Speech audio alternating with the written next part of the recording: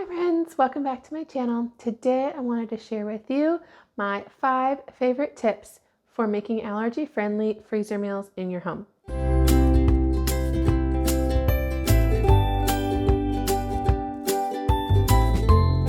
If you love freezer meals, would you consider liking and subscribing to my channel? Because then you won't miss any of the new videos I have coming out. I'm planning a lot more cooking videos throughout this fall and into the winter, so I don't want you to miss any of them.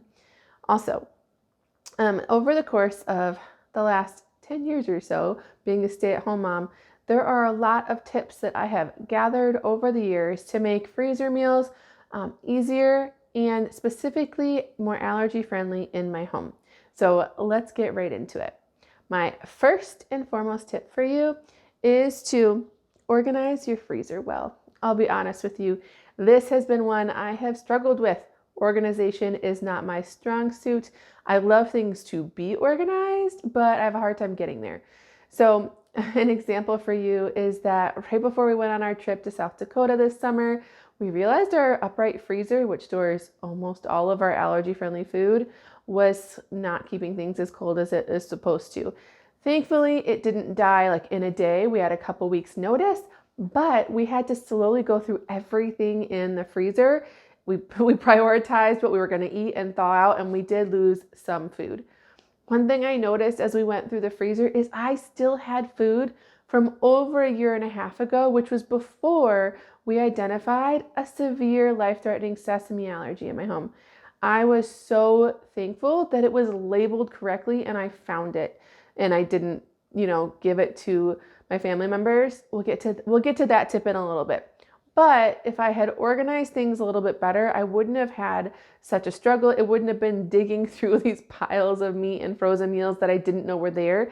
And I also wasn't prioritizing eating them in the correct order so that nothing would go bad. I tell you, that meal was from a long time ago. It was still edible, but it was important that I knew what was and wasn't safe. So here you can take a look at my freezer now. We bought this brand new upright freezer, which I really love for organization. But if you see here, the shelves are glass and they're really slippery. Our old one had like wire mesh grates and things didn't slide around as easily.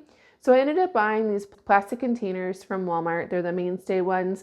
Lots of people I've seen online using them, like Frugal Fit Mom.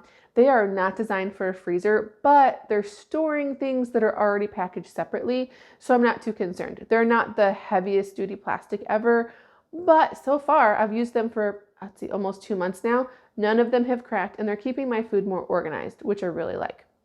Also, if you look at how I have these bins labeled, I have one spot where food is kept that isn't safe for everybody in my house. I have that segmented up at the top of the freezer so that nobody makes any mistakes. Separately, I do buy a lot of my favorite frozen meals from Trader Joe's, and those I've kept in a separate bin so I can keep track of when I'm out of the things that we really love. And I've been noticing I'm getting a little low on like their frozen meatballs. The party meatballs that I buy there do not have any milk in them, so those are a win for us. So anyways, by organizing it in different categories, it has helped me keep track of what I have and what I need, and it's been a really big help for me. My second tip is only bulk cook and make freezer meals of meals that your family has already tried and you know are wins. If you are at all like my family, we have not only lots of food allergies we're managing, but also pickiness comes and goes with my kids in phases. We have some different kids right now that are pickier than normal, and I'm hoping that with a new growth spurt, they won't be as picky. But it is what it is. And I have had phases when I've been scouring the internet for family-friendly recipes, and I try other people's bulk cooking meals, and sometimes we don't like them. So I've even had times where I only double a recipe and I make one for one time and freeze another. I know Six Sister Stuff does a lot of that, which I really love. But I've had a lot of times when they just weren't a family favorite. And even if we liked it okay, it wasn't something that my family wanted to eat a lot. And so in that case, I had to kind of just fit that meal in and use it up. So I try to only cook and bulk cook meals, only freeze, I should say, and bulk cook meals that I know my family will love and absolutely want to eat at a minimum one time a month. Because really a lot of our freezer meals should be eaten up in the 3 to 6 month range. And so if I know that we're going to eat them at least once a month, I know that if I triple a recipe, it'll be eaten up in time before it gets freezer burned or things like that. There are some things that we eat every other week, like ground beef tacos, for instance. We eat those a lot. And so I have no problem bulk cooking way more amounts of that. I have also found over the years that casserole type recipes just really don't work for my family in the season of life we're in. And that's mainly attributed to the fact that we have a dairy allergy in the home and a lot of casseroles involve milk. It may be the same thing for you if you have a wheat allergy or celiacs or something like that. A lot of casserole type things are more challenging. And so what has worked for me is tip number 3, and that is to mainly meal prep dinner proteins. So what that means for my family is that I bulk cook or freeze the protein portions of dinner. So that might be taking chicken and adding marinades to it and having that prepped and in the freezer. That helps us out a lot on grilling nights.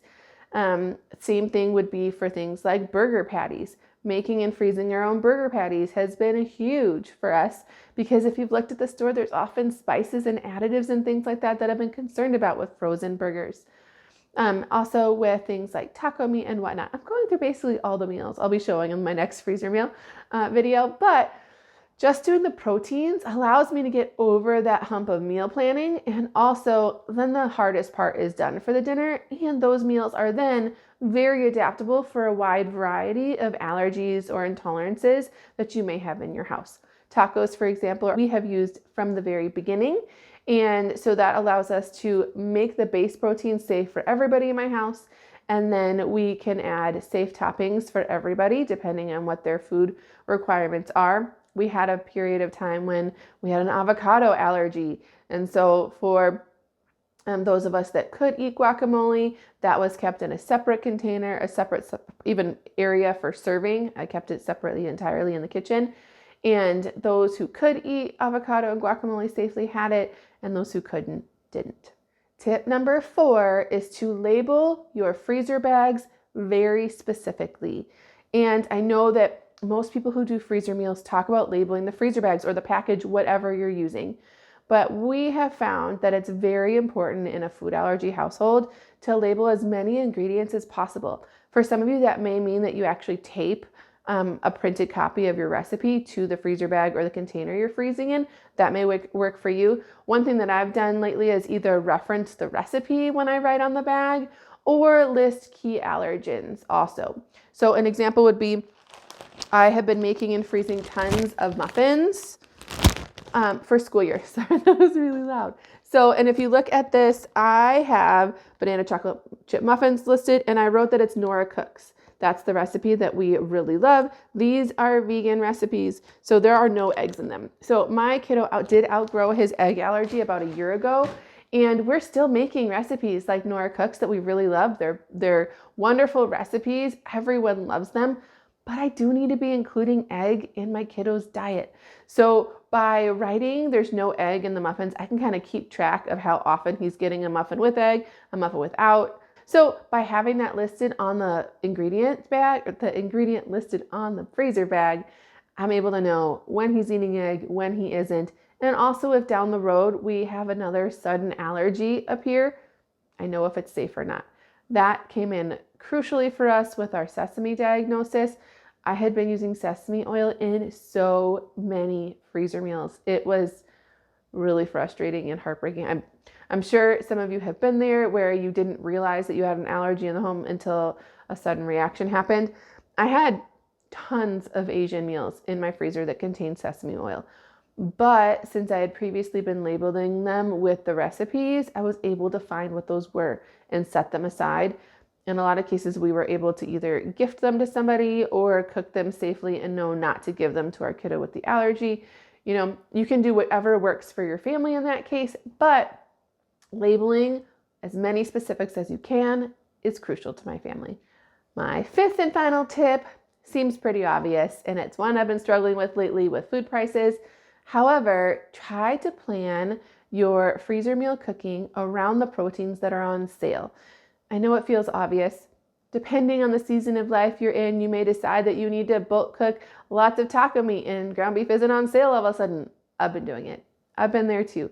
But those of us with lots of food allergies, we probably, if you're like me, have been struggling with your grocery budget lately. And doing this has been a way to save some money. So we know that meat prices can vary widely. I have noticed that my Walmart never has the cheapest meat prices. So I try to look for places like Costco or the loss leader at other grocery stores like my Kroger affiliates. They normally have meat going on sale, especially around holidays. I noticed everybody had ground beef on sale last weekend. So if you are able to plan ahead and set aside those recipes you want to make when meat prices go on sale, then that'll help save you some money. I forgot one last tip. So here's a 6th bonus tip for you. If you have been watching people's videos online where they bulk cook massive amounts of food in one day, and that's discouraging to you, I encourage you to just take a step back and plan just one meal. So I know I hit on this before and I said only cook things that you know are wins for your family. I love the thought of hammering out tons and tons of meals in one day, but I have often struggled with planning it and all of that, and then it becomes really overwhelming trying to figure out how to keep my kids busy all day and things like that. That's really been holding me back from doing bulk cooking. And so what has worked well for me is to choose one meal at a time and double or triple or quadruple that one single recipe when I'm making it for dinner. So that allows me to cook the dinner for that night. I'm only getting one set of dishes dirty at a time. And then I'm still putting freezer meals back in my freezer for another time.